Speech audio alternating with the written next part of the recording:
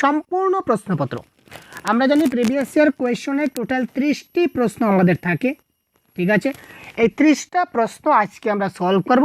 সেই প্রশ্নগুলো আমাদের প্যাসেজ হোক বা প্যাডাগজি হোক, যাই হোক, ব্যাকরণ হোক, সবগুলো আজকে, অর্থাৎ কী কী প্রশ্ন আমরা এই পরীক্ষায় এসেছিল পুরো ডিটেলস আমরা দেখব এবং কি করে তার আনসার কারেক্ট হলো সেটা আমরা বোঝার চেষ্টা করব। বিশেষ করে প্যাসেজ থেকে কি করে অতি সহজে আনসারগুলো করতে হয় সেটাও আমরা আজকের এই ক্লাসের মাধ্যমে আমরা শেখার চেষ্টা করব।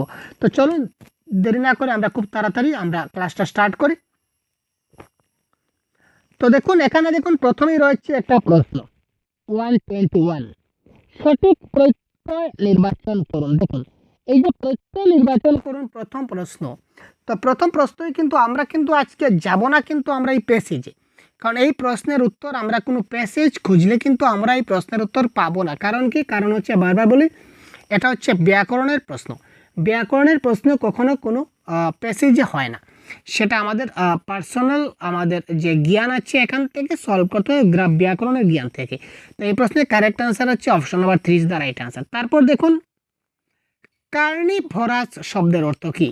মাংসাশী, তারপর তৃণহারী, শাকাহারী নাকি ফলাহারী? ইয়েস, এবার আমরা প্যাসেজের সাহায্য নিতে পারি। কার্নিভরাস, এখানে দেখুন এই হচ্ছে আমাদের প্যাসেজ। তো এখানে একটু যদি আমরা দেখি তাহলে এখানে দেখুন কি বলেছে, গল্পটা ছিল একটি কার্নিভরাস প্ল্যান্ট, মানে মাংসাশী গাছ নিয়ে। তার 7টা সুর ছিল, ঠিক আছে। অর্থাৎ এই যে সেপ্টোপাসের খিদে গল্পটা একটা কার্নিভরাস প্ল্যান্ট ছিল এবং তার মানে কি ছিল? মাংসাশী। তার কয়টা সুর ছিল? 7টা সুর ছিল। তার মানে আমরা কি বুঝলাম যে কার্নিভরাস মানে কি? মাংসাশী। অর্থাৎ option number A is the right answer.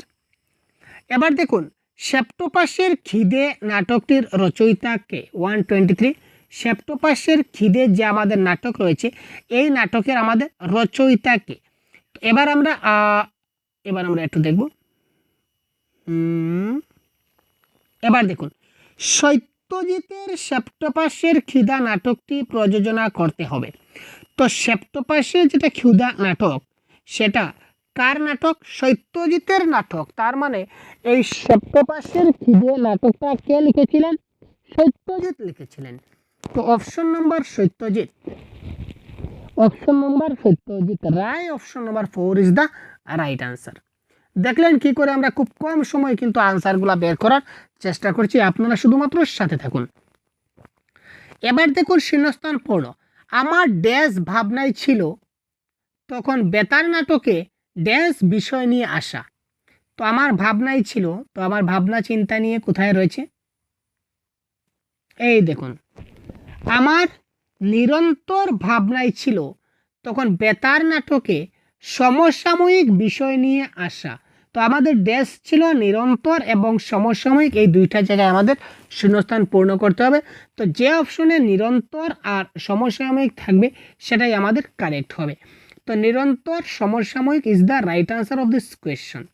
তো 124 এর কারেক্ট আনসার কি হয়ে যাবে? অপশন নাম্বার 2, নিরন্তর সমসাময়িক। ঠিক আছে, দেখলেন আমরা কি সহজে বাইর করতাম পারলাম। তো আপনারা সাথে থাকুন, করতে পারবেন। এবার দেখুন সন্ধি বিচ্ছেদ 125।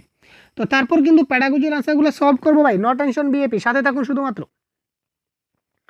নিম্নলিখিতের মধ্যে কোন সঠিক সন্ধি বিচ্ছেদ নির্বাচন করুন। কোনটা সন্ধি বিচ্ছেদ? নিশ্চয়। তো নিশ্চয় শব্দের সন্ধি বিচ্ছেদ কি হবে? তাড়াতাড়ি কমেন্ট করুন। 125। আপনারা অনেকেই কিন্তু সন্ধি বিচ্ছেদের অনেক ক্লাস করেছেন ভাই, তো আপনারা অনেকেই কিন্তু সন্ধি বিচ্ছেদের অনেক ক্লাস করেছেন, সুতরাং খুব তাড়াতাড়ি জানিয়ে দিন তো এই প্রশ্নের কারেক্ট আনসার কি হতে পারে? নিম্নলিখিতের মধ্যে সঠিক সন্ধি বিচ্ছেদ কোনটা হবে? এটা কারেক্ট আনসার আমাদের হবে কি? Option number 3 is the right answer. নি যোগ চয় মানে কি হবে? নিশ্চয়। তারপর দেখুন সেপ্টোপাসের কয়টা সুর ছিল? আগে আমরা যে বলেছিলাম 126 যে প্রশ্নটা রয়েছিল, তো এখানে প্রশ্নে কি বলেছিল দেখুন, সেপ্টোপাসের কয়টা সুর ছিল। তো সেপ্টোপাসের কয়টা সুর ছিল আমরা যদি আনসারে দেখি, এবার দেখুন আমরা আগেই বলেছিলাম সেপ্টোপাসের কয়টা সুর ছিল। তো কারেক্ট আনসার এখানে কি হবে? সেপ্টোপাসের 7টা সুর ছিল ইজ দ্য রাইট আনসার। সুতরাং এখানে option number 4, 7 is the right answer. তারপর দেখুন, আলোচ্য গদ্যে উল্লেখিত নাটকটি কেন শ্রুতি মাধ্যমের পক্ষে খুব বেশি উপযুক্ত বলে মনে হয়েছিল? এতে রহস্য রোমান্স থাকায়, এতে শাটার থাকায়, এতে হরফ উপাদান থাকায়। তো এটা জানতে গেলে আমাদের পেজে যেতে হবে। পেজে দেখুন খুব সহজেই কিন্তু ক্লিয়ারভাবে লেখা আছে। এতে যে রহস্য রোমাঞ্চ আছে, আমার মনে হয়েছিল শ্রুতি মাধ্যমের পক্ষে তা খুব বেশি উপযুক্ত হবে। তো এতে কি ছিল? রহস্য রোমাঞ্চ রয়েছে। তো রহস্য রোমাঞ্চ কোথায় রয়েছে দেখি তো ভাই।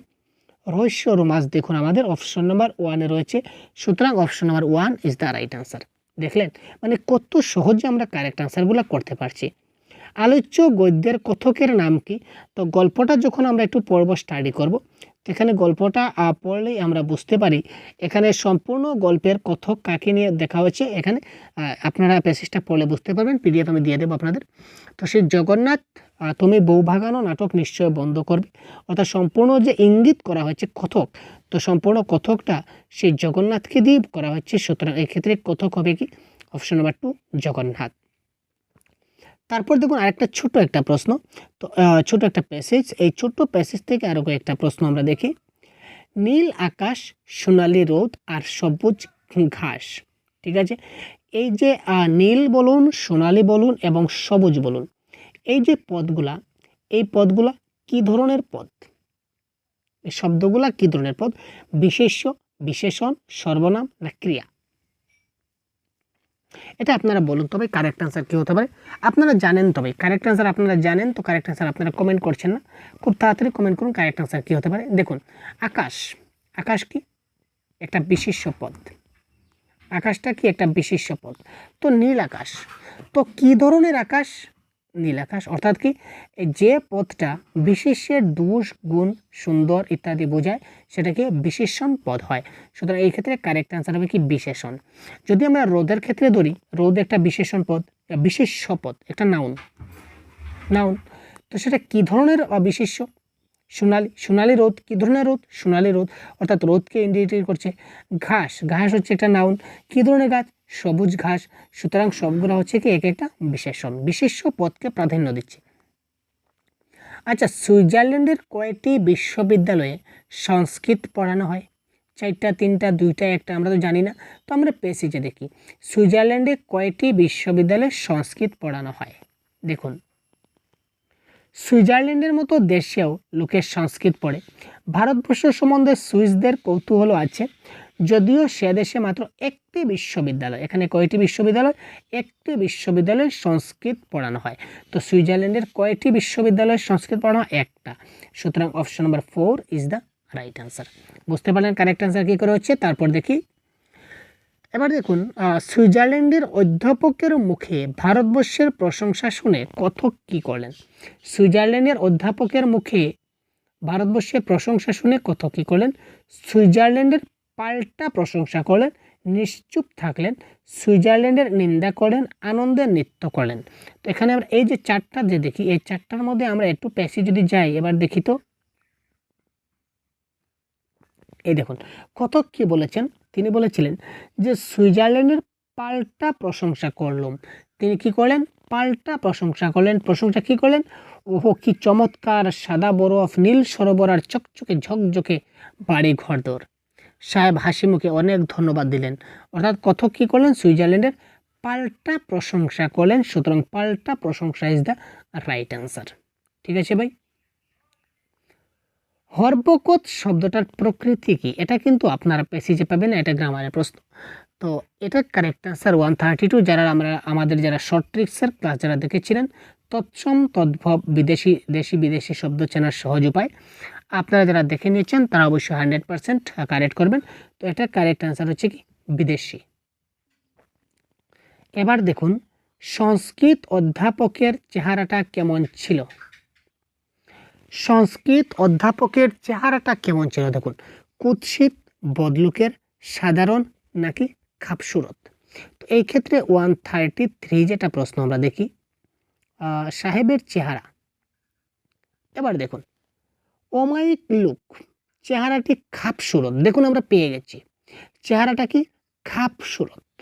ঠিক আছে, চেহারাটা কী ধরনের? খাপসুরত চেহারা। তো এবার অপশন নাম্বার খাপসুরত ইজ দ্য রাইট আনসার। এখানে দেখুন কোয়েশ্চেন নাম্বার 4, অপশন নাম্বার 4 হচ্ছে খাপসুরত ইজ দ্য রাইট আনসার। দেখুন মধ্যেখানে হরেক রকম সাধু সন্ন্যাসী আর ফকির বৈরাগী ঘুরে বেড়াচ্ছে। মধ্যেখানে কি রয়েছে? হরেক রকম সাধু সন্ন্যাসী আর ফকির বৈরাগীরা কি করছে? ঘুরে বেড়াচ্ছে। রেখাঙ্কিত শব্দদ্বয় কোন ধরনের শব্দের উদাহরণ?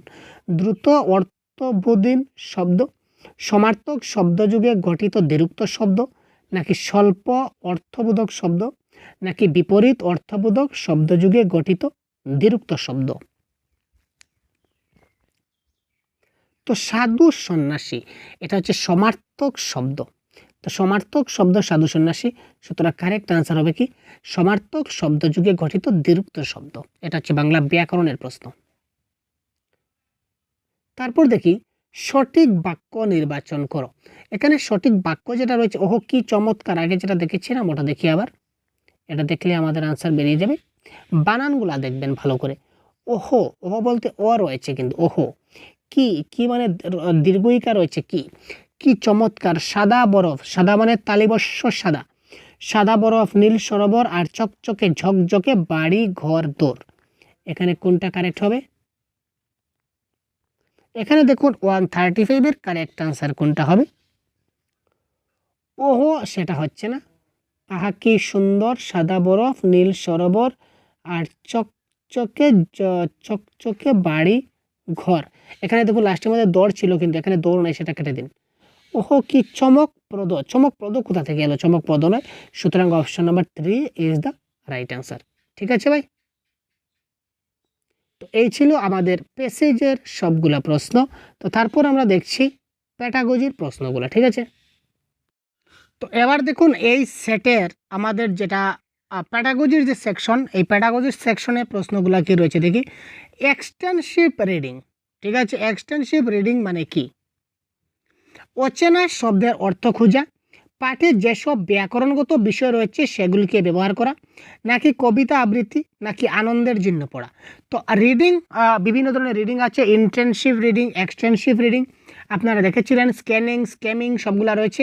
তো এই ক্ষেত্রে বলেছে এক্সটেন্সিভ রিডিং। তো এক্সটেন্সিভ যে পার্ট বা বিস্তৃত পার্ট, তো বিস্তৃত পার্ট বলতে এখানে কারেক্ট আনসার কোনটি হবে? এই ক্ষেত্রে মনে রাখবেন এক্সটেন্সিভ রিডিংয়ে আনন্দের জন্য পাঠ করা বা মনোরঞ্জনের জন্য পাঠ করা হয়, কারেক্ট আনসার। তারপর দেখি একজন শিক্ষক কী করলেন, তিনি লেহ এর উপর একটি অধ্যায় শুরু করতে চলেছেন। শুরু করার আগে লেহ বিষয়ে একটা চিত্র ব্ল্যাকবোর্ডে এঁকে তিনি একটি আলোচনা আহ্বান করলেন। ঠিক আছে? তো লেহ সম্বন্ধে তিনি একটা ডায়াগ্রাম আঁক দিলেন যে লেহটা হচ্ছে একটা বিখ্যাত স্থান, এটা খাদ্য সংস্কৃতি, এটা একটা ভাষা, এটা একটা আবহাওয়া। তো শিক্ষক যে এই যে চিত্র ব্ল্যাকবোর্ডে অঙ্কন করেছিলেন সেটা কি? সেটা একটা রাজ্য মানচিত্র, নাকি ধারণা মানচিত্র, নাকি বিষয়ভিত্তিক মানচিত্র, নাকি এটা চিত্রণ যন্ত্র? তো 137 কারেক্ট আনসার কী হবে বলুন তো? তিনি কি করেছিলেন? লেহ যে বিষয়টা রয়েছে এই বিষয়ের উপর তিনি একটা অধ্যায় শুরু করতে চাইছিলেন। প্রশ্নের মধ্যে এখানে কিন্তু আনসার লুকিয়ে আছে ভাই। দেখুন তিনি এখানে তাদের বুঝাতে চাইছিলেন যে লেহটা আসলে কি, লেহটা আসলে কি ওইটা বুঝাতে গিয়ে তিনি একটা মানচিত্র এই ধরনের অঙ্কন করেছিলেন। তো তার মানে তিনি লেহের যে কনসেপ্ট রয়েছে, কনসেপ্ট, সম্পূর্ণ কনসেপ্টটা তিনি তাদের বুঝাতে চাইছিলেন। দ্যাট ইজ কল্ড, এই প্রশ্নের কারেক্ট আনসার কী হবে? ধারণা মানচিত্র ইজ দ্য রাইট আনসার।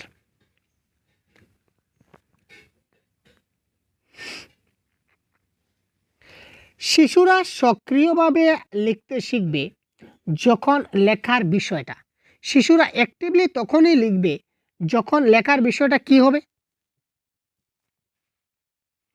শিক্ষক ছাত্রকে নির্দেশিত করবে, ডিক্টেটরশিপ অর্থাৎ ডিক্টেট করা, বর্তমানে ডিক্টেট করা হয় না, সেটা কেটে দিন। শিক্ষকের বিষয় এবং সংস্কৃতিতে প্রাসঙ্গিক হবে, তার মানে কি এটা টিচার সেন্ট্রিক, আমরা টিচার সেন্ট্রিক হয় না, সেটা চাইল্ড সেন্ট্রিক হবে। যখন কথিত শব্দের সঙ্গে তার লিখিত আঙ্গিকের একটা সম্পর্ক থাকবে, আর শিশুদের বিষয় উপযোগী এবং সেটা অর্থপূর্ণ হবে। শিশুরা তখনই অ্যাক্টিভলি লিখতে পারবে বা অ্যাক্টিভলি শিখতে পারবে যখন বিষয়টা শিশুদের বিষয় উপযোগী, শিশুদের যে বয়স উপযোগী বা শিশুদের যেটা লেভেল অনুযায়ী সেটা উপযোগী হবে এবং সেটা অর্থপূর্ণ হবে। সুতরাং এই ক্ষেত্রে option number 2 is the right answer. নিম্নলিখিতের মধ্যে কোনটি উৎপাদন কর্মকৌশলের প্রসঙ্গে সত্য নয়? উৎপাদন কর্মকৌশলের প্রসঙ্গে সত্য নয় 139।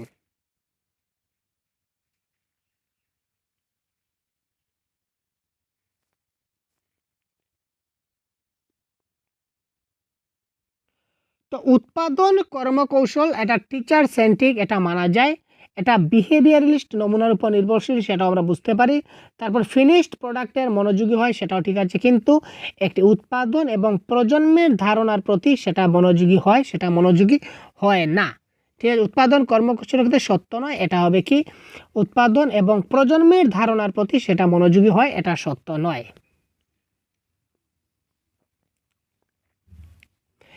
একজন শিক্ষক প্রক্রিয়াগত কর্মকৌশল অনুসারে লেখার কাজে নিম্নলিখিতের মধ্যে কোনটি ব্যবহার করবেন না? একজন শিক্ষক তিনি প্রক্রিয়াগতভাবে কর্মকৌশল অনুসারে লেখার কাজ করতে চাইছিলেন, তিনি নিম্নলিখিতের মধ্যে কোনটা ব্যবহার করবেন না?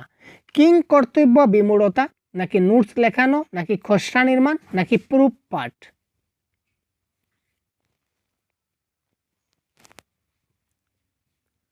আমরা কি করি, শিশুদেরকে লিখাই। আমরা ব্রেন স্টর্মিং আমাদের লাগবেই লাগবে। ব্রেন স্টর্মিং মানে কি, ব্রেন থেকে যে শব্দগুলো আসবে তার মেমোরি পাওয়ার ক্যাপাসিটি বিল্ডিং হবে। ড্রাফটিং আমাদের তৈরি করতে হবে, লিখতে গেলে আমাদের ড্রাফটিং লাগবে, কিছু কিছু ড্রাফটিং প্রথমে লাগবে, তারপর প্রুফ রিডিং, সেটা হবে কারেক্ট আনসার। কিন্তু এখানে আমাদের কী হবে না, নোটস আমরা শিশুদেরকে কী করি না, নোটস লেখাই না। ঠিক আছে, প্রতিটি ভাষা শ্রেণীকক্ষে চরিত্র অভিনয় একটি অবিচ্ছেদ্য অঙ্গ হওয়া উচিত, তার কারণ কি? অংশ হওয়া উচিত, তার কারণ কি?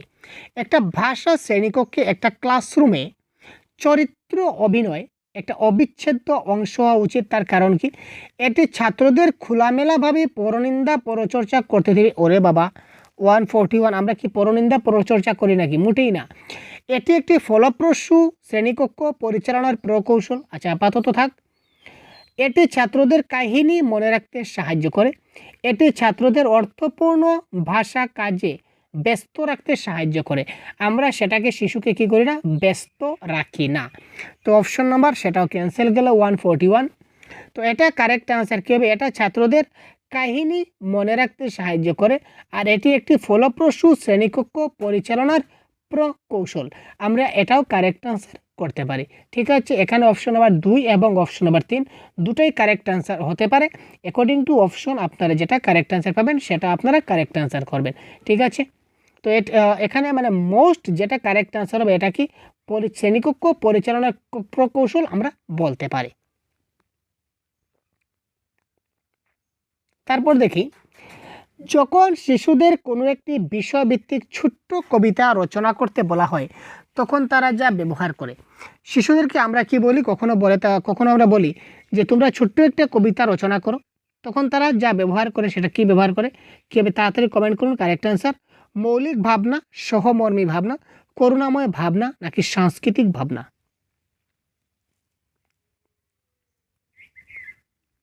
এটা কারেক্ট আনসার হবে মৌলিক ভাবনা ইজ দ্য রাইট আনসার। আমরা এমপ্যাথি সিম্প্যাথি সেখানে কোনো দেখানো হচ্ছে না, সাংস্কৃতিক ভাবনা আসছে না, এটা হচ্ছে মৌলিক ভাবনা।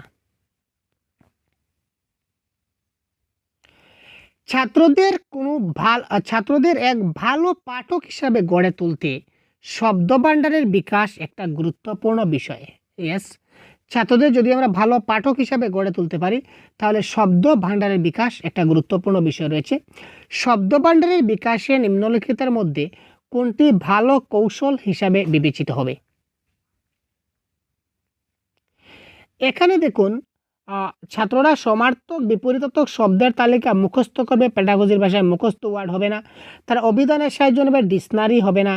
তারপর কি ছাত্ররা পাঠের মধ্যে থাকা দুরূহ শব্দ দাগ দেবে, সেগুলো দিয়ে বাক্য রচনা করবে, সেটাও কারেক্ট আনসার হবে না।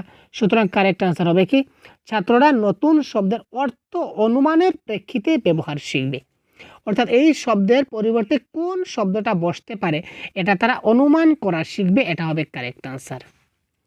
তারপর দেখুন 144 কি বলেছে,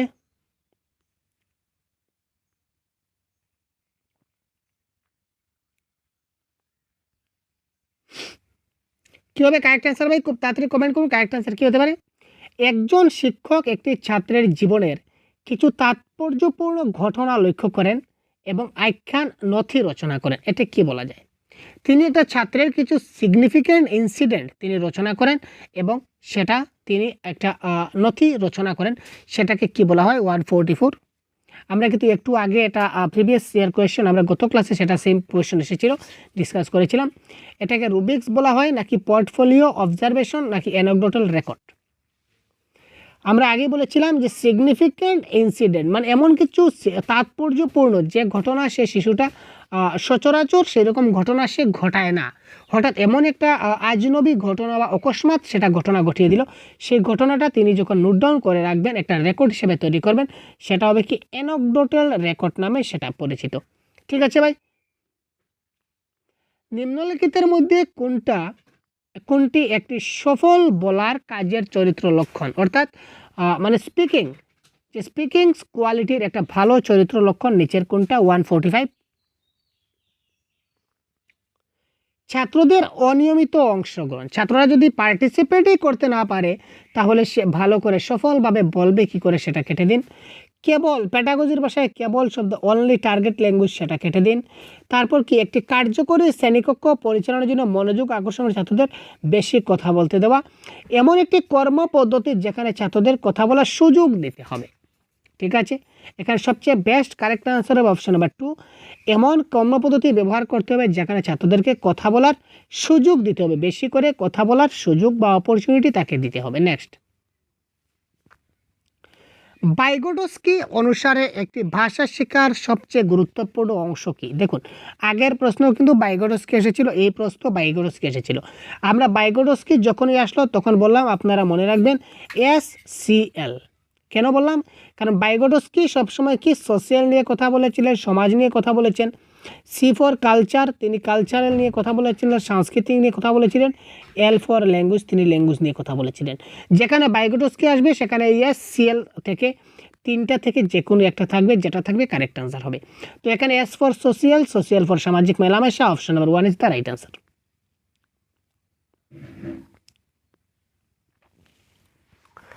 তারপর 147, কোন কার্যক্রম বলার দক্ষতা অনুশীলনের সবচেয়ে বেশি সহায়ক? বলার মানে কথা বলার, স্পিকিং স্কিল ডেভেলপমেন্টের ক্ষেত্রে সবচেয়ে বেশি সহায়ক হবে স্পিকিং স্কিল। এখানে দেখুন, ছাত্ররা কোনো বিষয়ে একটি ছোট্ট আনুষ্ঠানিক উপস্থাপনার আয়োজন করবে। আচ্ছা, দেখলাম শিক্ষক তাদের একটি উদ্দেশ্যমূলক শ্রুতিলেখন, সেটা হচ্ছে না, উদ্দেশ্যমূলক শ্রুতিলেখন সেখানে হবে না। তারপর কি? একটা প্রজেক্ট রিপোর্ট, সেখানে হবে না। ছাত্রদের দেওয়া সূত্র অনুযায়ী তারা একটি কাহিনীকে বিভিন্নভাবে বিবৃতি করবে, এটা হবে কারেক্ট আনসার।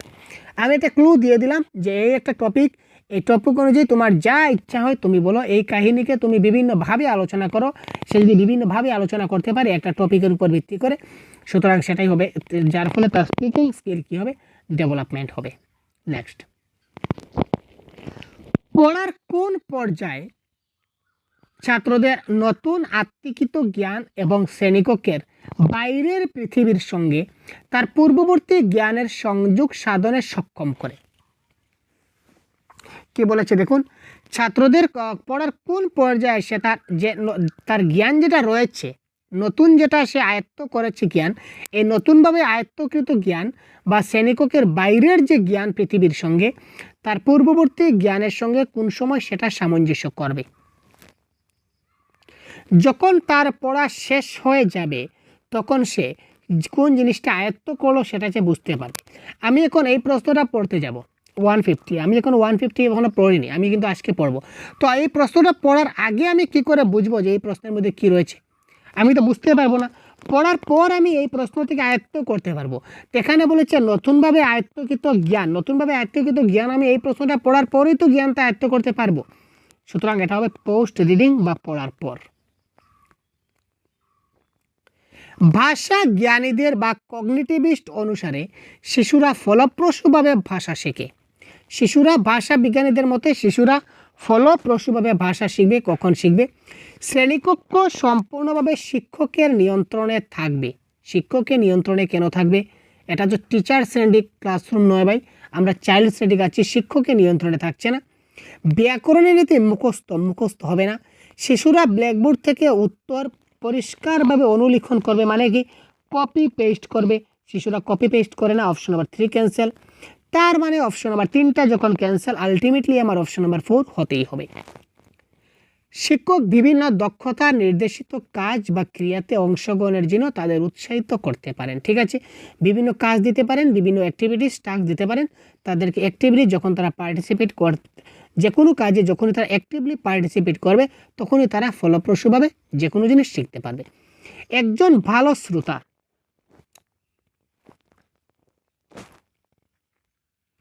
কিভাবে একটা শব্দ বলতে হয় তা বুঝে, কিভাবে উদ্দেশ্য ব্যবহৃত হয়েছে তা চিহ্নিত করে, প্রশ্নের সঠিক প্রতিক্রিয়া জানাতে পারে, প্রতিটি শব্দ নির্ভুলভাবে উচ্চারণ করতে পারে। তো 150 কারেক্ট আনসার কী হবে? তো আপনারা যারা এখন পর্যন্ত আমার ক্লাস সম্পূর্ণরূপে দেখে আছেন বা প্রথম থেকে এখন পর্যন্ত আপনারা এই ক্লাসে রয়েছেন, তো আপনাদের জন্য এই প্রশ্নটা আমি ছেড়ে দিলাম।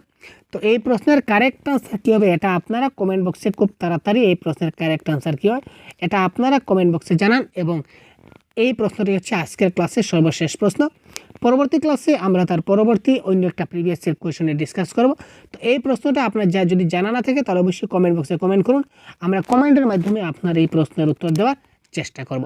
ঠিক আছে, আর এই প্রশ্নের আনসার যাদের জানা আছে খুব তাড়াতাড়ি আপনারা কমেন্ট করুন। ঠিক আছে, এই ছিল আমাদের অফিসিয়াল আনসার কি। তো সম্পূর্ণ অফিসিয়াল আনসার কির ভিত্তিতে আমরা কি করছি, সম্পূর্ণ ক্লাসটা কন্ডাক্ট করেছি। সুতরাং আপনারা যারা রয়েছেন এখনও প্রিভিয়াস ক্লাসগুলো আমাদের দেখেননি, রিকোয়েস্ট করবো প্রিভিয়াস ক্লাসগুলো অবশ্যই দেখে নিন। 100% আপনাদের কনসেপ্ট ক্লিয়ার হবে। আমরা ফাউন্ডেশনাল কোর্স, তাছাড়া ম্যারাথন ক্লাস, তাছাড়া প্রিভিয়াস এর কোয়েশ্চন, প্র্যাকটিস সেট সবগুলোই আমাদের এই চ্যানেলে কন্টিনিউ হচ্ছে, অবিরাম হচ্ছে। আপনারা দেখতে থাকুন এবং পরীক্ষায় ভালো নম্বর নিয়ে আসুন। ধন্যবাদ, ভালো থাকবেন, সুস্থ থাকবেন। আজকে এই পর্যন্তই। পরবর্তী অন্য একটা ক্লাসে আবার কথা বলবো। জয় হিন্দ।